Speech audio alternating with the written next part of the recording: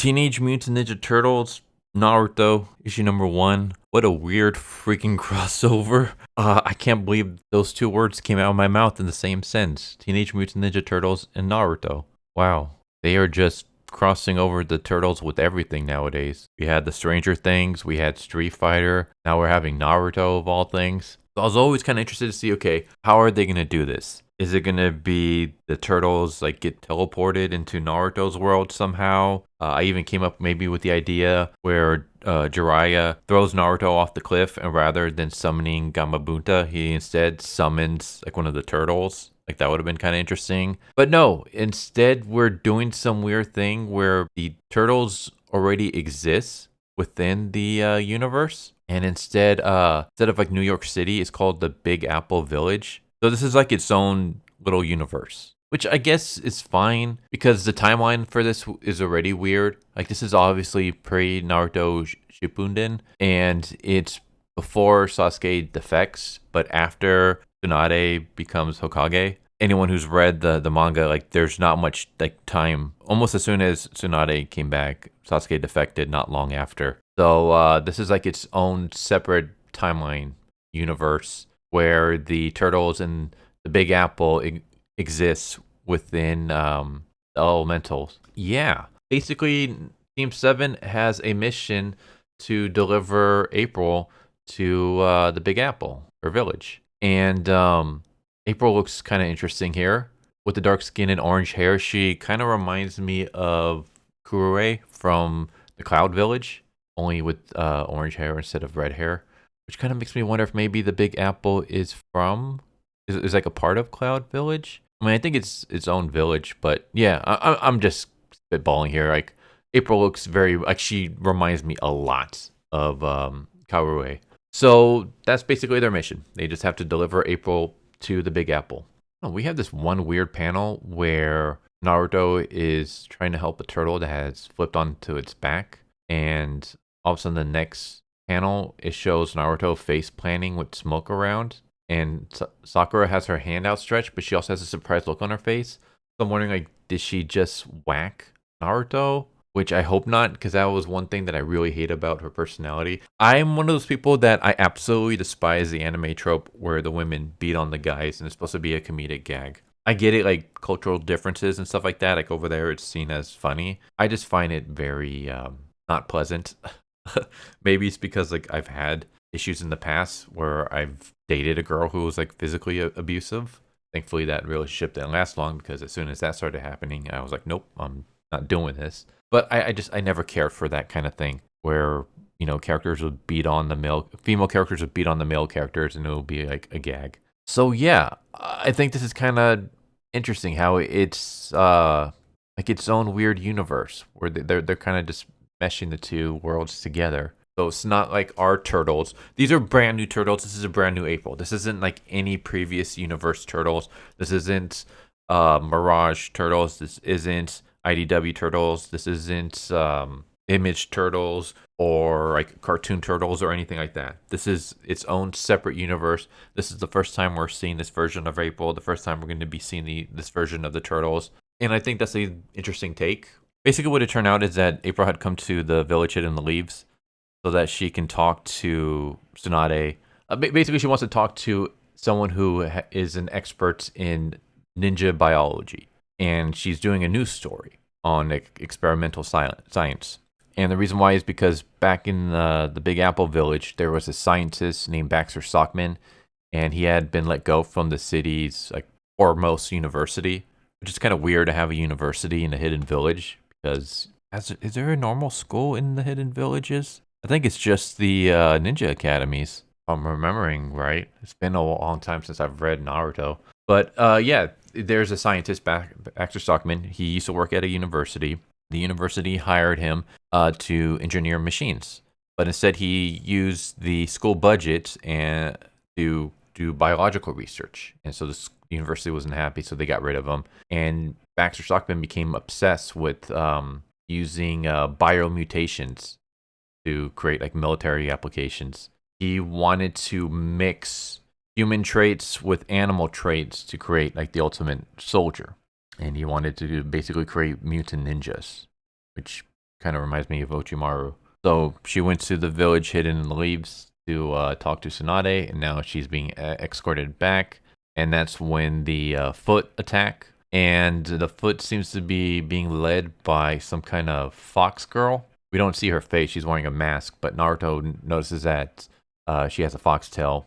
And Kurama basically says that that's no animal, but she's no tailed beast either. She's something else, a one-tailed fox fake. He's like pissed off that she's a fake fox. We're about to have a brief fight when all of a sudden there's like a huge smoke bomb, and the turtles show up and they start beating the foot, and the foot disappear. And the turtles are wearing masks. We see Splinter, and he's also wearing a mask. And the turtles believe that Team 7 has kidnapped April, and so they're going to attack them. We just had this weird moment where April's like, everyone hold on, I can explain. And then she stops so that she can pull out a camera and allows them to fight each other. And they're fighting each other like to the death. Like they're using swords, they're throwing kunai at each other. And April is like, I don't care if anyone gets hurt, I just want to film this. Which just seems very, very like mean that she's going to be doing this. It's just one of those things where I mentioned this before in other crossovers, and I've pointed out when comics do this, and I've praised when comics don't do this, because this is a trope I despise. It's every time you see a crossover, you have the two characters, like, or the two teams. Let's just use this for example. You have the Turtles and Naruto crossing over, and as soon as they meet each other, they immediately think the other one's a villain, and then they fight each other, and then they realize, actually, we're both on the same side, so let's join forces, and then they join forces to fight a common foe. Almost every crossover does this. I find it so annoying. It's very cliche, and the ones that don't do this, I highly praise because it's great. Like, hey, there's nothing here to show that they're against each other. These people were literally just attacked by the Foot Clan. So why would you automatically assume that the enemy of the Foot Clan is my enemy as well? You would think, hey, if the Foot Clan are going after them, then maybe they're on our side. And you see April with them, and your immediate thought is, oh, they kidnapped April. When April seems to be completely fine. She's not like tied up or anything like that. She seems to be in a good mood. It's stupid. I hate this. This feels like just an excuse to get them fighting. So we have them fighting each other. So Leo fights against Sasuke, and we have Sakura fighting against Raphael. And Sakura is not even close to what her counterpart is in the manga, because this Sakura can actually hold her own instead of just being dead weight. And I get it. There's going to be like some Sakura fans out there that's like, oh, she's not dead weight. Yeah, maybe later on. Like, she's good as a healer, but when it comes to actual fighting, Sakura is terrible. And she gets a little bit better later on, like near the end of the series. But even then, like, she's not all that great. But specifically at this point in time, like, this is not long after the Chunin exams, I would say, because this is just recently after, well, I guess we can throw out the timeline, because this is its own universe and we don't have to follow the timeline. I was going to say this is right after Tsunade came back to be the Hokage, but before Sasuke defects. So, but we could probably toss that out, I'm assuming. I'm pretty much guessing that everything up to Tsunade joining the village is going to be canon, and then since there, it goes off canon. That's my guess, just based off this issue. But yeah, Sakura is useless at this point. But she's holding her own, and she's able to go toe-to-toe against Raphael, of all people. And so we have Donatello and Michelangelo taking on Naruto. And we have Naruto summoning his clones, and they refer to it as the art of doppelganger, which I absolutely despise. Hate that. Either call it the Kagebushin no Jutsu or call it the Shadow Clone Jutsu. I hate, I think it's Viz. Viz refers to it as the art of the doppelganger. And I think it's just, actually, no, they refer to it as art of the shadow doppelganger. Here they're just calling it art of the doppelganger. So they didn't even get this right. But either way, I hate both translations. I prefer like either call it by its Japanese name or call it the Shadow Clone Jutsu. That's just my own little nitpick. But that's pretty much what this entire issue is. It's them fighting each other, and Splinter fighting against Kakashi. And I'm going to be skipping basically almost the entire issue because, again, it's literally just them fighting. It's just nothing but a bunch of fights till we get to the end where they're about to like launch an attack at each other. And Splinter is just like, hold it. Let's not fight. It's pretty impressive. We're not a clan. We're a family. And Kakashi is like, I think I've seen enough. And he basically uses his speed to knock off the mask, revealing that they're turtles in a rat. And then Kakashi says, "It's good to see you again, Hamado Yoshi." So obviously he knows him, and I'm assuming Splinter knows him, which then begs the question again of why are you fighting each other? I can guess it's like, oh, this is just like a simple spar. I just want to see how my sons do against your team, something like that. But you didn't tell them that this is just a friendly spar, so they're literally trying to kill each other, while April is just comically videotaping the entire thing. And also, why would Kakashi be fighting against Splinter if it was just to see their two teams and like see how Splinter's family is against Kakashi's team? I don't know what to think of this. I think the idea is very crazy, but hey, I'm willing to give it a try. I'm not opposed to a Turtles Naruto crossover. I think it's very weird, but I've read Turtles Stranger Things and I enjoyed that.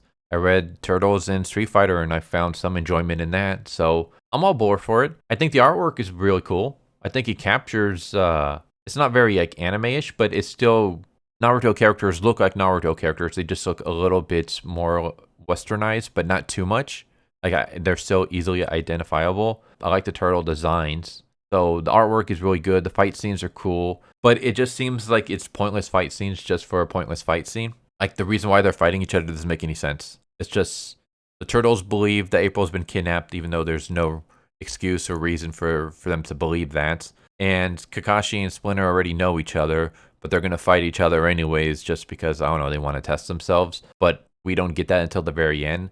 So it just seems like we wasted almost an entire issue on just a fight scene. Which, again, like I love action scenes in my comics and my stories. I'm totally fine with this. I mean, Naruto is a battle shonen, so expect a lot of fight scenes. But I would have liked if there was some story to go along with it. Right now, if you were to ask me what the story is, I have no idea. I can summarize this entire issue in Team 7 is escorting April. They get attacked by Foot Clan, but before they can fight, the turtles show up. And then Team 7 fights the turtles, the end. And I'm like, okay, well, what exactly is this universe? What's going on? Why does April need to be escorted back? What's the deal with the Foot Clan going after April? How do these two know each other? I guess that can be explained in the next issue. But maybe it's just because like I've read a lot of like old school comics where they will tell like entire arcs within one issue. Like you get a lot of bang for your buck in like old school comics, like comics from like the 40s, 50s, 60s, 70s. You have a lot happening in just one issue. Whereas here, you have like almost nothing happening. You have maybe 3 pages of storyline and then everything else is just a battle scene. It's a cool battle scene, but for someone who wants more story, there is no story. It's just, this feels very much like later Jujutsu Kaisen, where it's just fight scenes for the sake of fight scenes and you're kind of throwing away any form of storytelling or character development just so you can have another cool fight scene. And it's like you can mix both of them. Look at Dan to Dan. Dan to Dan has amazing fight scenes, but it also has very cool characters and storylines and stuff. You can do both. Yeah, I don't know how to feel about this. I'm going to read the next issue. I don't hate this, but I feel like we wasted a lot just to have a fight scene when we could have spent more time, doing some storytelling. Yeah, I guess we'll see where it goes.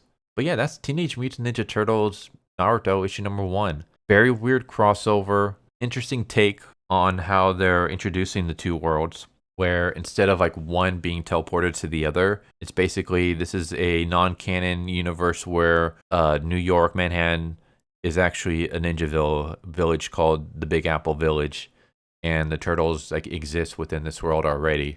So that's an interesting take. I'm kind of interested. I guess that's my problem. Is like I think that's an interesting take, and I want to see more of that. But we don't really get much. It's just very quickly kind of thrown in there. And then we're immediately like spending too much time on a fight scene when I want more world building. I think that's the problem. Is that like when it comes to battle shonens, you usually don't start off with big fight scenes right from the get-go. Like you'll have a lot more character development, world building, and then you eventually get to the big fight scenes. Look at Bleach, for example, where you have Ichigo. You introduce this character that can see ghosts. You introduce his world, how he deals with life, the ordinary world. And then later on, you have like Rukia show up and you have the hollows and stuff like that. And then you go to the fight scenes. But even after he like fights the first hollow, he goes back to school and you have more slice of life stuff as he's slowly learning about this new universe that he's been introduced to, right? Even Naruto, you don't start off with a big battle scene. You have Naruto, and you see like the kind of kid he is, that he's a prankster, that he's kind of ostracized by the village. You see him going to Ninja Academy. You're slowly building this world, and then you'll introduce like a fight scene. Whereas here, we don't really get much introduction. They pretty much assume you already know these characters, which, yeah. If you're reading a Teenage Mutant Ninja Turtles and Naruto crossover, I'm assuming you're familiar with both, if not one of the universes. But it should still be taken as this is your first time seeing these characters. So let me show you what these characters are like. Let's introduce this world where we have New York City as a hidden village, which is another thing. I kind of like, what's the technology in this world? Because in a Naruto world, like they have computers and telephone wires and stuff like that, but it's still not very high tech. It's almost like technology you would see like in the 70s or 80s, right? But then when you see the Big Apple, it seems to be like highly, like there's skyscrapers everywhere and stuff like that. It seems to be highly technological advanced. So how is it that they're just the only ones in this entire village? What's their relationship like with all the other villages? Like stuff like that. I would have liked a little bit more world building and character developments before we get to a fight scene. But instead we get like a couple pages of that, and then everything else is a pointless fight. That's my biggest beef with this issue. But tell me what you think.